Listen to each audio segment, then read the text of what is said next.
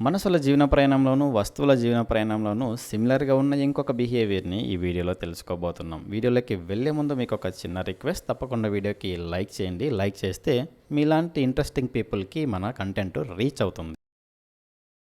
మామూలుగా మనం ఎగ్జామ్స్ రాస్తూ ఉన్నప్పుడు మనకేదైనా క్వెషన్ గుర్తు రాలేదనుకోండి, మనం మన ఫ్రెండ్‌ని "అరే! చూపిరా" అని చెప్పేసి అడుగుతాం. ఒకవేళ వాడు చూపించలేదనుకోండి, మళ్ళీ వాడికి ఏదైనా క్వెషన్ గుర్తు రానప్పుడు మనల్ని అడిగితే మనం కూడా చూపించం. ఫ్రెండ్ మనకు హెల్ప్ చేయలేదు కాబట్టి మనం కూడా వాడికి హెల్ప్ చెయ్యం. ఒకవేళ హెల్ప్ చేసింటే మనం కూడా హెల్ప్ చేసుండే వాళ్ళం. అంటే ఇక్కడ వాడు ఎలాగ మనతో బిహేవ్ చేస్తున్నాడో మనం కూడా వాడితో అలాగే బిహేవ్ చేస్తున్నాం.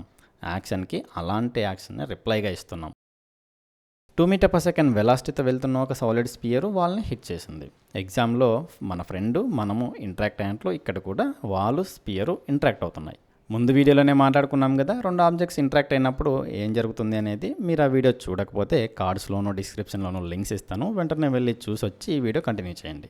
సాలిడ్ స్పియర్ వాల్ ఇంటరాక్షన్‌ని కొంచెం క్లోజ్‌గా అబ్జర్వ్ చేద్దాం. స్పియర్ వాల్ మీద 2 దెబ్బలు వేసింది.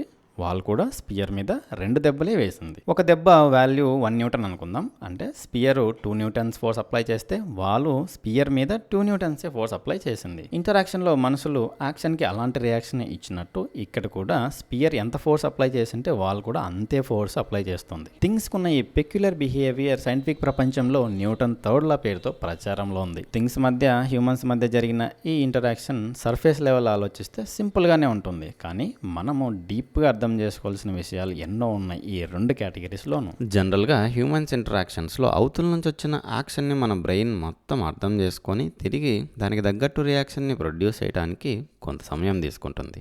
థింగ్స్ కేసులో బయట నుంచి వచ్చిన యాక్షన్ని ఆటమ్స్ అండ్ మాలిక్యూల్స్ ప్రాసెస్ చేసి దానికి తగ్గట్టు రియాక్షన్ని ప్రొడ్యూస్ చేయడానికి కొంత సమయం తీసుకుంటుంది, అచ్చం మన బ్రెయిన్ లాగా. కాకపోతే వాళ్ళు తీసుకునే సమయం మన కళ్ళతో ఎక్స్పీరియన్స్ చేయలేం, ఫాస్ట్గా జరిగిపోతుంది. న్యూటన్ డిస్క్రిప్షన్లో అందుకే యాక్షన్ అండ్ రియాక్షన్ మధ్య టైం డిలేని మెన్షన్ చేయలేదు. క్వాంటమ్ వరల్డ్లోనూ, ఆస్ట్రానామికల్ వరల్డ్లోనూ కొన్నిసార్లు న్యూటన్ లాస్ ఫెయిల్ అవుతుంటాయి. ఎందుకే మరి? మనకు బ్రెయిన్ ఉంటుంది కాబట్టి యాక్షన్కి అలాంటి యాక్షనే రిప్లైగా ఇస్తున్నాం. మరి వాళ్ళకి ఎలా తెలుస్తుంది 2 న్యూటన్ ఫోర్స్ మాత్రమే ఇవ్వాలని? దీన్ని బట్టి ఈ యూనివర్స్ ఒక ప్రోగ్రామింగ్ వేలో రన్ అవుతోంది అని నాకు అర్థమవుతోంది.